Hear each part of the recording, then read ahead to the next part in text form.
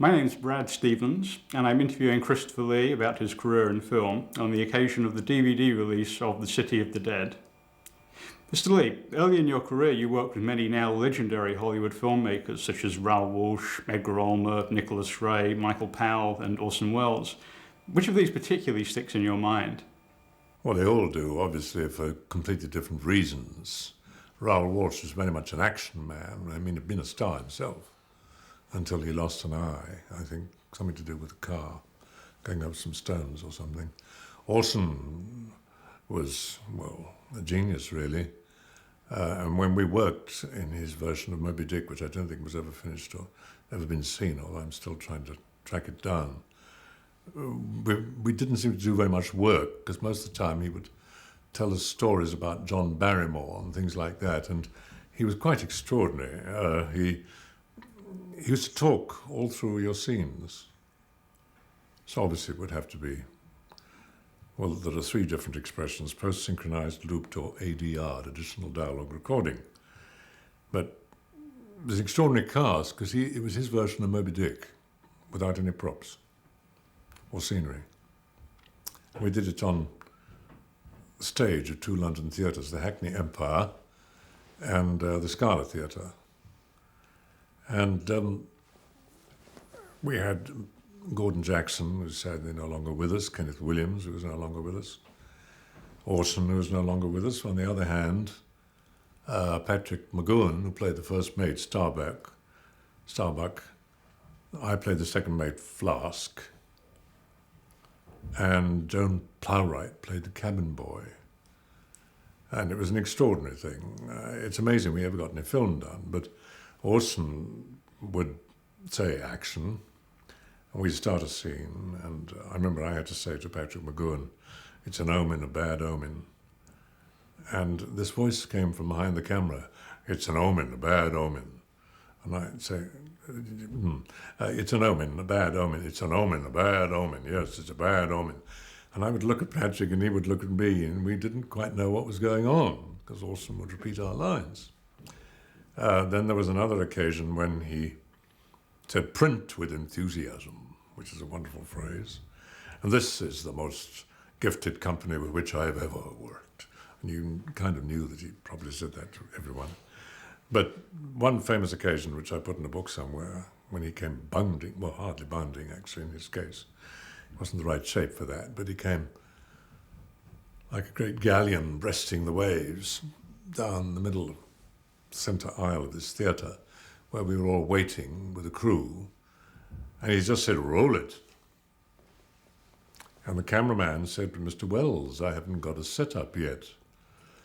Find one and surprise me." So that was working with Orson. Working with Raoul Walsh, very much acting. Acting, but action acting. That was his forte, I suppose, as an actor. And it was his forte to a great extent as a director. Nicholas Ray, well, that was another matter. Nicholas Ray wasn't well when we went to Libya and shot this film. Bit of Victory, it was all about the British Army, and I think he got a bit confused during that. His knowledge of the British Army was not perhaps what it ought to have been. But obviously a brilliant man, very kind, very nice, easy to talk to, easy to get on with.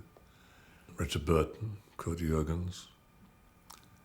You mentioned Robert Siodmak. Well, he kind of saved my life in a way, because we were going through one of our interminable periods of unemployment, which seems to bedevil the British film industry. And at the moment, it doesn't surprise me when you look at the kind of films we're making, because we don't have an industry in this country, and we won't have until we make films that travel. A lot of films that travel, not just one or two or three. And with stories that people can understand anywhere, with people that they know. Anyway, there was this period. I got a job as a floor walker in a store in Piccadilly, then called Simpsons, it's now called Waterstones. And one day I was asked to stand in at Teddington Studios, which was Warner Brothers studio, which was a film studio then, for Burt Lancaster, with the other actors up to playing, coming in for auditions. So, the cast. Robert Siodmak was directing. And I had to deliver Burt Lancaster's lines with my back to the camera, so you couldn't see my face or anything. I did that. And he was very kind. He said, "Oh, you should be in the movie." And that's where when my career sort of restarted in the Crimson Tide. He was a lovely man, Robert Siodmak. We lived together, fairly close to each other in Switzerland in the early 60s. He had a small white dog called Hamlet, whom he referred to, of course, as Omelette. And he lived on a lake near Ascona in the Ticino, the Italian canton of Switzerland, which was almost entirely populated by and owned by Germans. And so I'm going back now nearly 40 years. What it's like now, I don't know. But yes, Robert Siodmak, Orson Welles, Raoul Walsh, Michael Powell, John Huston, who was very nice to me. I mean, it was a very small scene, a very small part. They were all small parts. It's the only way you learn. Pitch you into a leading role, if you have no experience or knowledge, then the editor's got to do an awful lot of work, and so is the cameraman, and so is the writer, and so is the director, because you don't know what you're doing. And you see that all the time, of course. Although I don't expect the public to see that. Why should they? They're not supposed to know, but it does happen, all too frequently. Rich and famous overnight, it's very sad, because these people have a shelf life, maybe 5 to 10 years, and then they're finished forever. And if they're 35 or 40, what do they do with the rest of their lives? I would say that in so many cases now, it's a case of mistaken nonentity, which is perhaps sounds a little harsh, but on the other hand, many a film has been spoiled thereby because the leading players aren't up to it, which is tragic, but it might work for one film, or 2, or 3, or 4. That's it. However, to get back to John, he had a fairly intimidating reputation. At least I'd heard he did.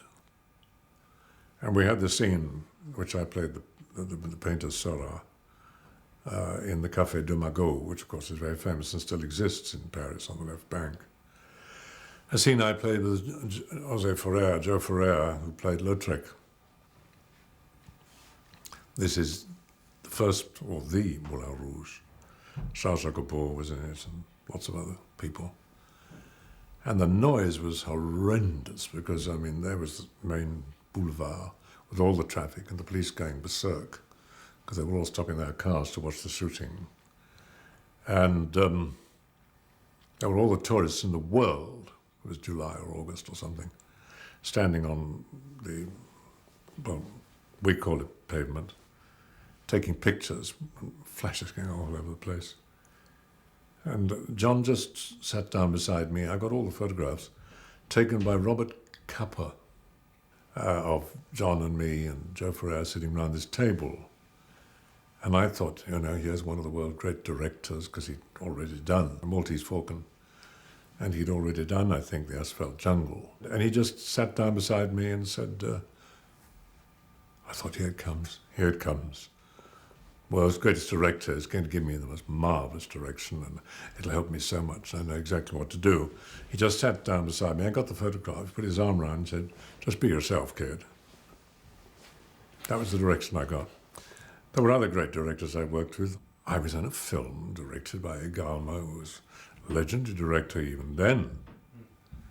Edgar G., who was also extremely nice and easy to work for. Paulette Goddard, Gypsy Rose Lee, an actor called Richard Ney, who decided he wasn't an actor and went into the business world and became very successful. And a man who in his day was a very, very big star, John Boles, B-O-L-E-S. He was in the film. And I only knew John Boles as the brother of Baron Frankenstein, who created the creature. The first one, Colin Clive, was Frankenstein. A lot of people make that mistake and think that the monster is Frankenstein. Well, he isn't the monster, he's the creature, and he isn't called Frankenstein. But they make that mistake constantly. He was the brother of the scientist. So it was kind of a bit of history for me, because as a young man, as a boy, I'd seen the first Frankenstein, of course been chilled to my very being by it. Little did I think that one day I would meet the man who played it and do 3 films with him and become a personal friend, close personal friend. Little did I think that my career would take off doing something like that. I guess it's fair to say that the films which brought you fame were the 2 you made with Terence Fisher in the late 50s, The Curse of Frankenstein and Dracula. To me, Terence Fisher seems to be a filmmaker who rigorously controls his colour and camera work. But what was he like to work with as an actor? Well, I always thought the real star of Hammer, of course, was the art director, Bernard Robinson, who literally did create a silk purse out of the metaphorical sow's ear. Terry Fisher was an editor, which was, I don't know about now, virtually a must for a director. I mean, you have to know where you're going to cut, what you're going to use and what you're not going to use. And he was very helpful and knew exactly what he wanted after you'd done it. By that, I don't mean anything negative there. What I mean is that he had wonderful cameramen, people like Jack Asher, Arthur Grant, others. The sets looked superb. You look at the budgets, it's just beyond belief. Because I believe the budget for the first Dracula movie was something like £95,000. And of course, in those days, everything was performance. It wasn't just special effects makeups. Yes, there were makeups, of course, and yes, there were occasional special effects, naturally. And they were very much in their infancy, but they were pretty effective, but nothing like what they are today. There was no CGI in those days. So it was performance, performance, performance, performance. Now, I had a very, very good group of actors who were used quite often, and actresses. Excellent, I mean, as good as they came. And a marvellous crew that never changed, except perhaps the cameraman himself occasionally. Same operator, I mean, everybody was the same. Very happy days. I didn't think I'd ever start my career that way. After 10 years of doing a great deal but not getting anywhere, with the directors you mentioned earlier on, I learned a lot. And that is the only way to become an actor, is by doing it and by watching great directors, even if you've only got a line, and by learning, if you're prepared to. And don't think that you're the #1 star in the world with your first film, and believe your own PR, which is fatal, of course. But I'd done films all over Europe, I'd worked in all sorts of things, and television and radio, and I'd even sung a bit and so on. Not big stuff, no, but during those 10 years, I learned by doing it. And that's the only way, in my opinion. So when the time came and I was asked to do these films, I was, in a sense, ready. I knew how to express feelings and emotion without saying anything, which of course happened twice in the only Frankenstein I did and the only Mummy I did, both of which were remarkable movies, in my opinion. Terence was a great arranger. He would say, well, you know the script, I know the script, we all know the script, so we know what the scene is, we know what we're going to do. Now, you're being chased or whatever it was, so you come running through that door, it's the main door, and you stop, whatever. Or you don't, you didn't say anything. He said, if you've got a line, you say the line. So you just show me what you think you should be doing. So I'd charge in and stop and say a line or whatever it was, and Peter would charge after me, or not, as the case may be. And we would do all these different things, and Terry would say, no, that doesn't work. Try it this way. You try it another way, and he'd say, getting there. And then you do it another way, and he said, that's it. So he knew what he wanted, but rather like William Wyler, he didn't really know until he saw it. Do you see what I mean? He wasn't a person who expressed himself easily. He wasn't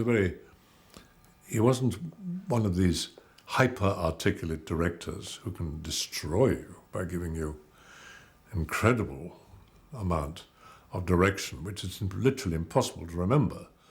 You become a robot.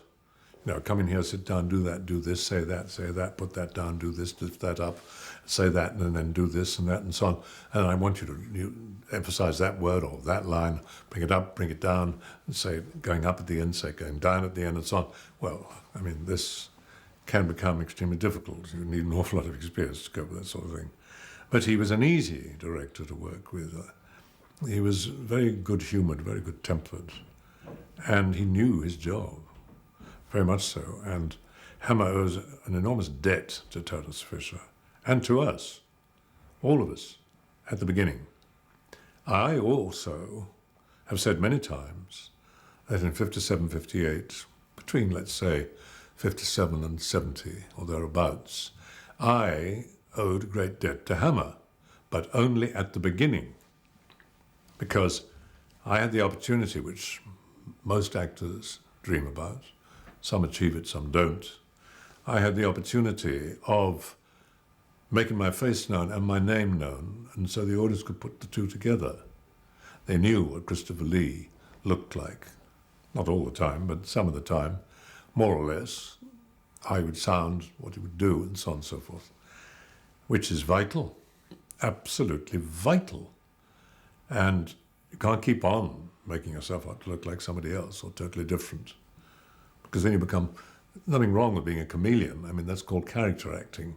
But then you can become like Lon Chaney Sr., you know. It's a famous story. He was always different to look at in every picture. The man was a genius. I never met him. But I met his son. But there was one famous story going the rounds in the American studios, I forget which one, probably Universal, because the set of the Phantom of the Opera is still there on stage 20-something, because I've seen it. And there's a story of some people wandering about, and somebody saw a large beetle or a large something of some sort skittering across the ground and said, "Don't step on it, it might be Lon Chaney." So Terence knew what to do. And I've always said that at that particular time, I owed a great debt to Hammer, which is true. But I long ago discharged that debt by the end of the 50s and the beginning of the 60s. And of course I did other films for them, black and white, in which I played the red herring, you might say. Like Scream of Fear, Taste of Fear, as we call it here, which I think is one of the best they ever made. And then I made the pirate pictures for them, and they weren't horror movies. And I certainly owed them a great deal. But when it got to the point where I was selling the movie, and I found out that the movie was being put together and sold on my name, and I turned them down, because I turned down all the Dracula movies after the second one, every single one. You probably didn't know that, but I did. And I used to get hysterical telephone calls saying, "You've got to do it, you've got to do it, you've got to do it." And I said, "No, I don't. I don't have to do it, I don't want to do it. You're getting further and further away from Bram Stoker's story. You've written a story first, you're trying to pop the character in, it doesn't work, and I don't want to do it. You've got to do it, you've got to do it, you've got to do it." And eventually I would say, "Well, why have I got to do it?" And the same answer came back 4 times, might have been 5, I can't remember. "You've got to do it because we've already sold it to the American distributor with you in the part, and think of the people who put out a work if you don't do it."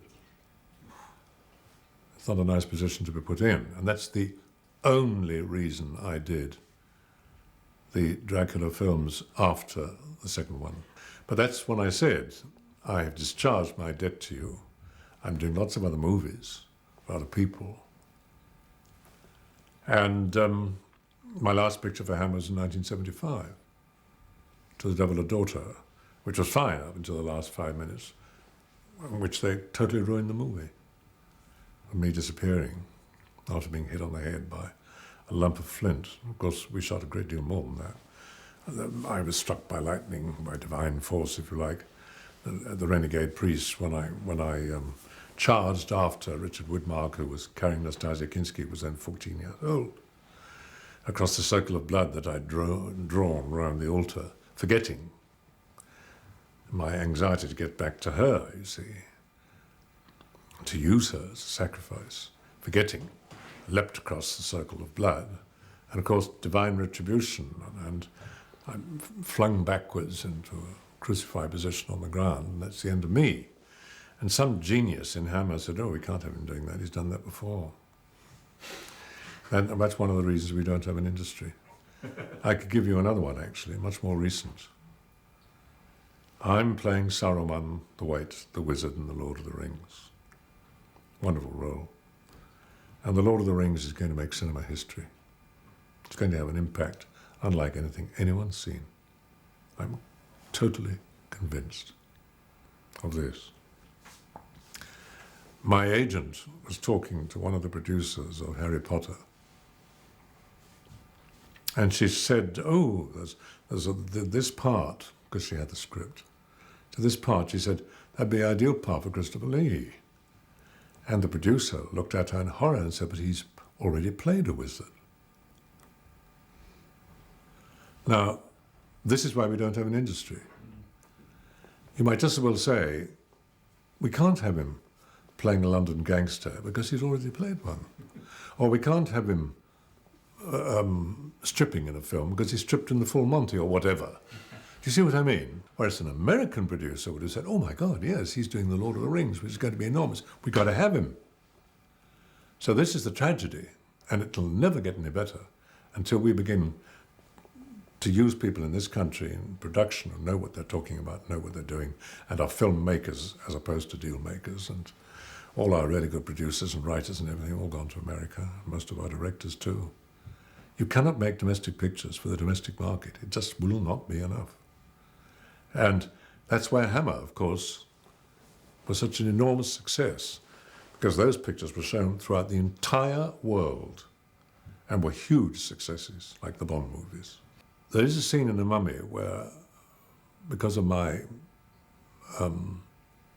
heresy, blasphemy, trying to restore the princess I was in love with, I'm put to death. I'm walled up as a mummy. Before that happens, they cut out my tongue. Now, I don't think I've ever seen that. Well, as I say, I've only seen it once. But in some countries, they show that scene from the front. They don't show everything, but we did shoot it. I remember I'm being held, my tongue is pulled out by pincers, as a man with a knife does that. And then the shot's on my back. So you see the whole body like electric shock, and terrible sort of cry from me because I can't talk, obviously. Now, in a lot of countries that's not in, I know that. And then you do see blood coming out of my mouth. I've heard all these peculiar stories about Japanese versions. I really don't know quite what that means. It's supposed to mean that they want more blood and guts across the screen, because this is, well, this is the main difference between if one must call them horror films, I don't like the word, but the ones of the last 20 odd, maybe 25 to 30 even years, that you get this avalanche of extreme special effects on one hand, makeup on the other, and you really can't go any further than they have done now, except with computers. And there's the poor actor or actress in the middle trying to keep their heads above water, because it's an avalanche coming from both sides. Now, we relied on performance, but when you've got these fantastic special effects and makeups nowadays, I mean, it just drowns the actor. And that doesn't help. You've got to surmount that. In 1965, you appeared in The Castle of the Living Dead, which, according to the credits, was directed by Warren Kafer. But it's my understanding that the young director Michael Reeves actually directed quite a bit of that film. The Castle of the Living Dead, which was black and white, and it was supposed to look like an old silent movie. I had dark rings under my eyes, like the old German films where people did look like that. Was produced by one of my closest, if not my closest friend in the industry, Paul Maslansky. It was his first film, best known, I suppose, as the producer of the Police Academy movies. And a very dear friend of mine, very close friend, still is. We are intending to remake The Devil Rides Out, by the way. And Joe Dante has agreed to direct it. It's all a question now of getting the documents signed and getting the paperwork in order, which is not quite as easy as it may sound.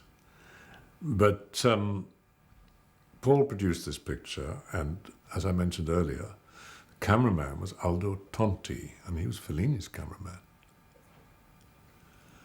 The director, indeed, was a man called Warren Kiefer, K-I-E-F-E-R.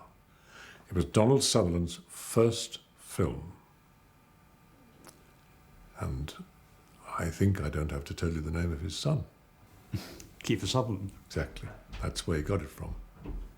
From that man, who I think either had been or became an executive in an oil company.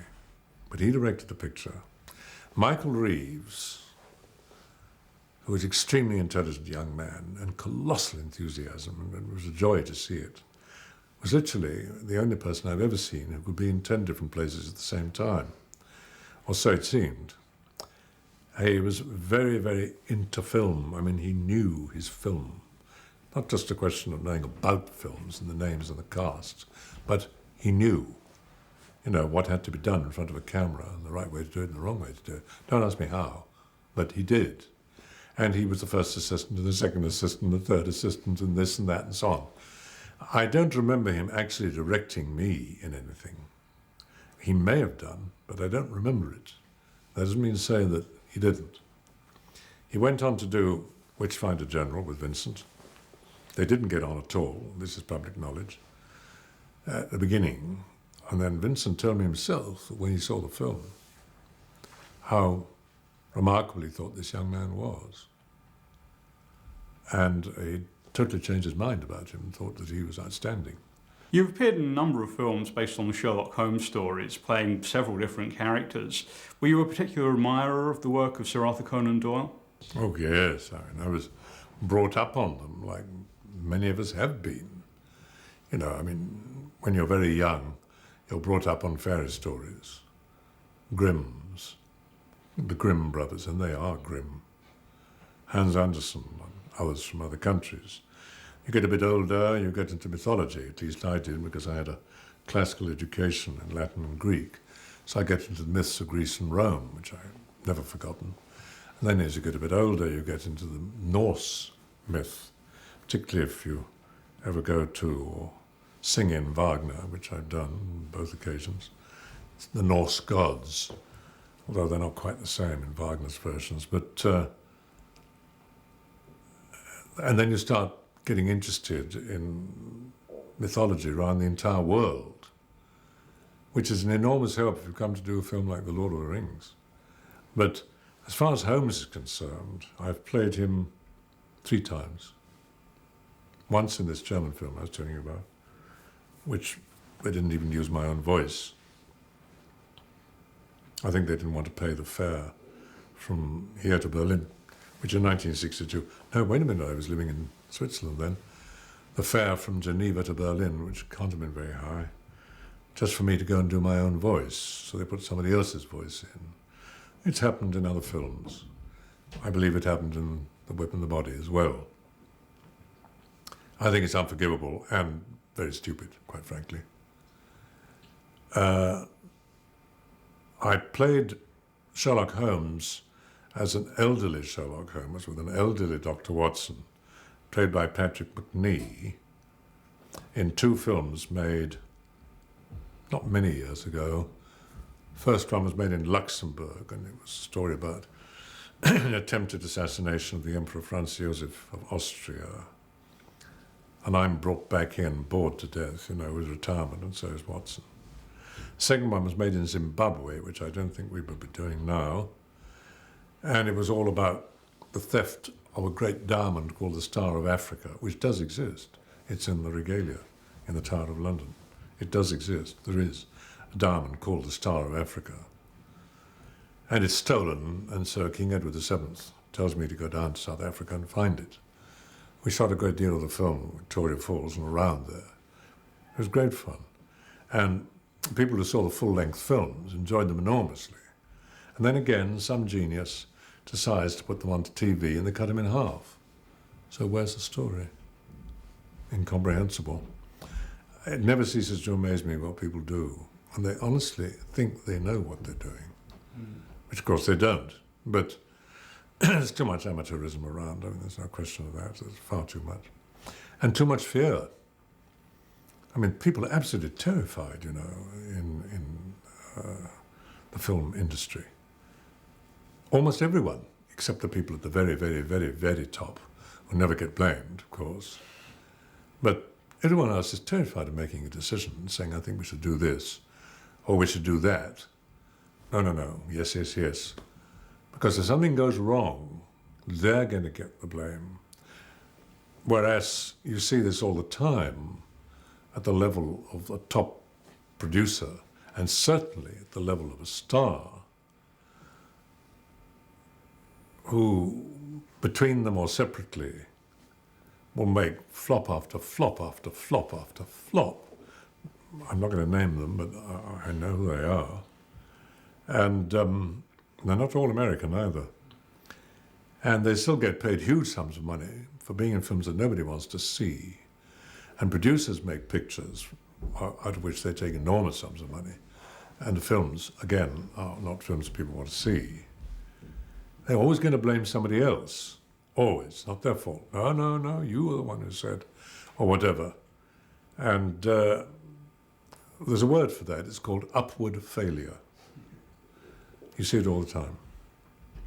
So doing Holmes was fun, particularly as Patrick Macnee and I were on the stage together at the age of 11 at school in Shakespeare. He was Brutus, I was Cassius. He was Bolingbroke, I was Mowbray and Richard II. He was Henry V. And I was the Dauphin, because he speaks French, the Dauphin, in the play, quite a bit. And I was the only one they trusted to speak it properly, I think. And so that was fun. But of course I am the only actor in history who's played both brothers. Sherlock and his far more intelligent, as he himself says, brother, Mycroft, the brains of the family, or in the family. And there again, you were talking earlier on about great directors I'd worked with. Well, I've worked recently with Tim Burton. It's wonderful to work with. Peter Jackson, marvelous. George Lucas, terrific. So I worked with three of the biggest directors of modern times, three of the cleverest, three of the most imaginative, three of the most helpful. And I also worked, of course, with Steven Spielberg, Joe Dante, John Landis, many others. So I've been fortunate in that respect. But there's one director still with us. I spoke to him about a month ago in Los Angeles. He's 95. He's the greatest director I've ever worked with, Billy Wilder, because he directed The Private Life of Sherlock Holmes. And I remember how grateful I was to him, because when I first saw him, just general chit-chat, you know, someone sent down by my agent and said he'd see me, because the part hadn't been cast. I subsequently discovered that George Sanders had been up for it. I was told Laurence Olivier had been up for it, and certainly James Robertson Justice had been up for it.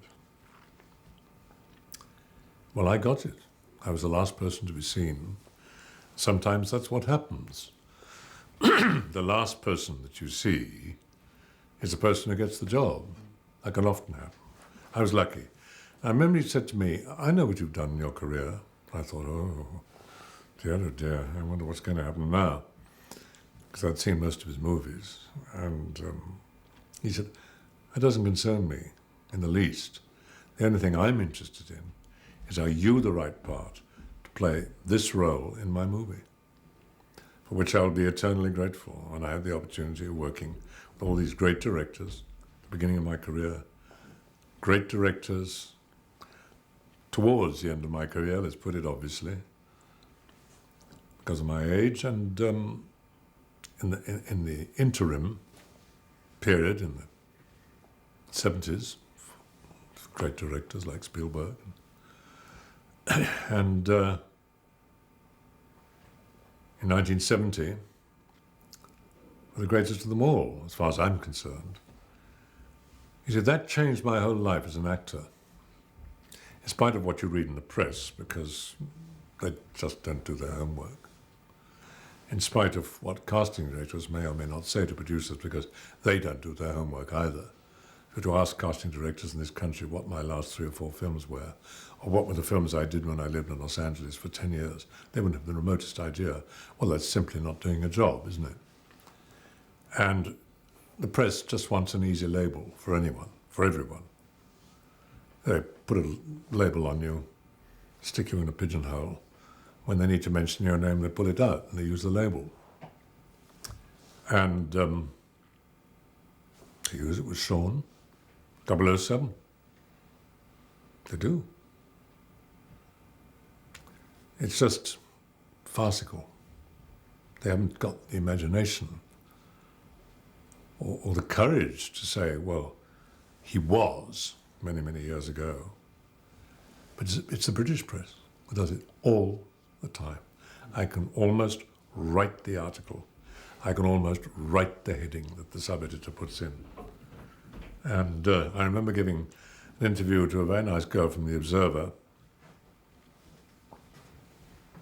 I forget, 2 or 4 years ago. She asked about everything under the sun.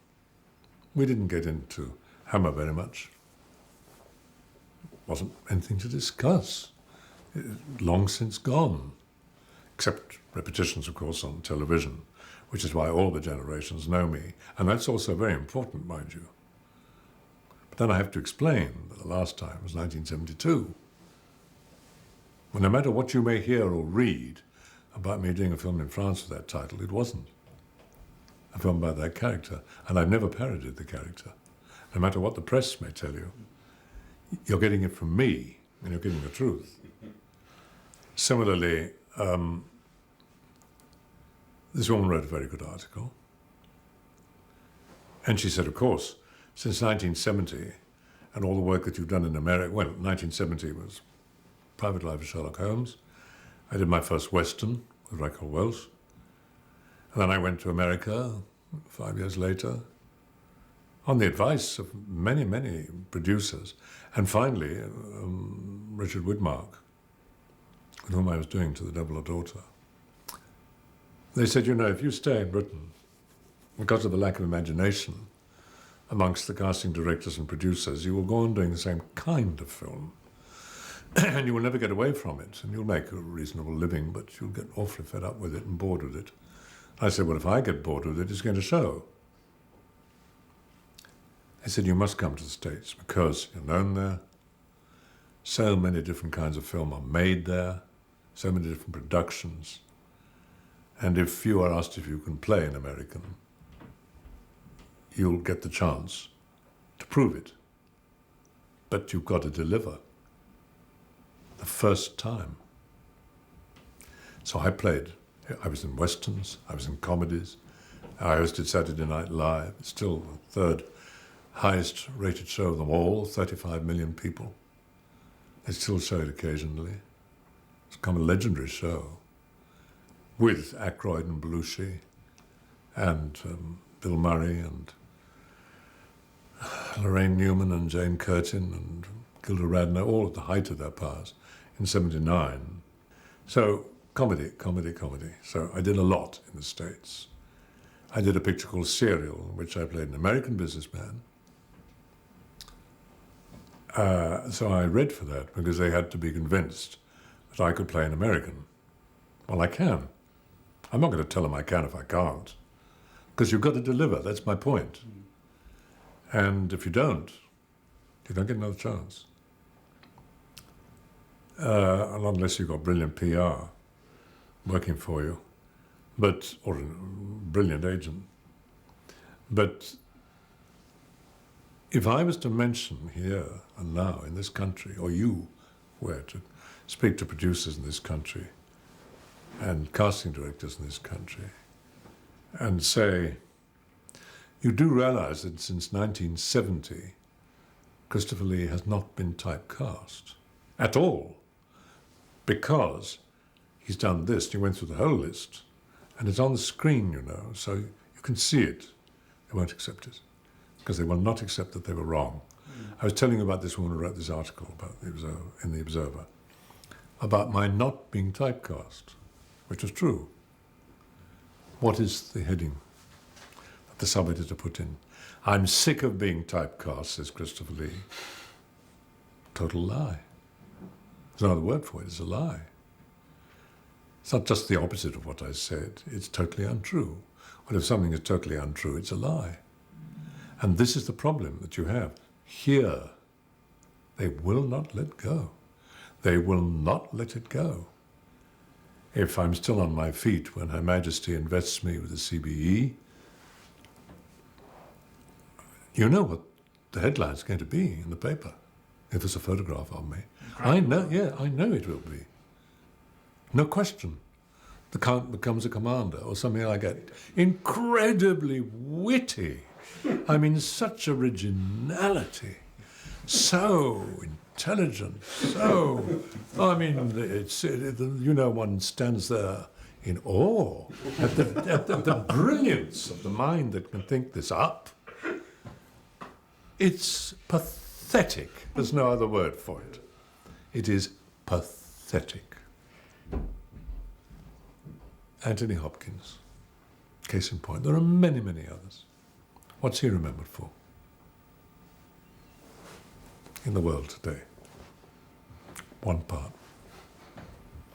Anthony Hannibal Lecter, or Anthony Hannibal Hopkins, or Anthony Lecter Hopkins. They must put a label on you because they won't do their homework. They don't know what I did in America in the 10 years. I shouldn't think as a casting director in this country that knows I hosted Saturday Night Live. As a result of which, Steven Spielberg was in the cinema, said, will you do this picture for me? Was in the studio, said, will you do this picture for me? He was there in the audience. Ooh, this guy can be funny. I'm making a comedy. I'd like him in it. They will not accept it here. Anyway, you were talking about The Musketeers. I don't know if you'd call that comedy. Yeah. Certainly it wasn't comedy for me with only one eye. I couldn't see where all these blades were coming from in the fights. They were very tough fights. Very, very tough with real swords, which were very long and very heavy, and daggers. Sword and daggers, not easy.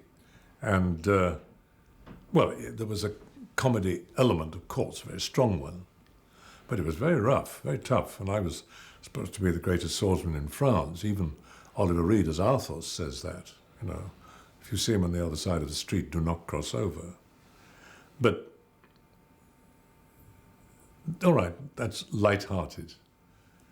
But if somebody says to me, well, what did you do in, that was 74, it's the year before I went to America. So was the Bond movie, of course, The Man with the Golden Gun. Both made, but I think I'm right in saying within a year. Well, all right, I played the heavy in both cases, but very different thing from making a, quote, horror, unquote, film. Fantasy is the word. Melodrama is the word. There are others, which I won't use, but it's morality play, because good always triumphs over evil, real or not. And don't forget, a lot of these characters were imaginary. They weren't real. I had to make the audience believe they were real, but they weren't. I mean, all of us have some claims to fame, I suppose, in one way or another, sometimes positive, sometimes negative. I have probably two, I suppose, really, which are unique. One is that I am the only actor in history, the history of the cinema, who's played both the Holmes brothers, Sherlock and his brother Mycroft. Nobody else has done that. Secondly, I am the only person, so far as I know, who has executed King Charles I of England and King Louis XVI of France. Whatever kind of record that makes, I leave to you to work out for yourself. Christopher Lee, thank you very much.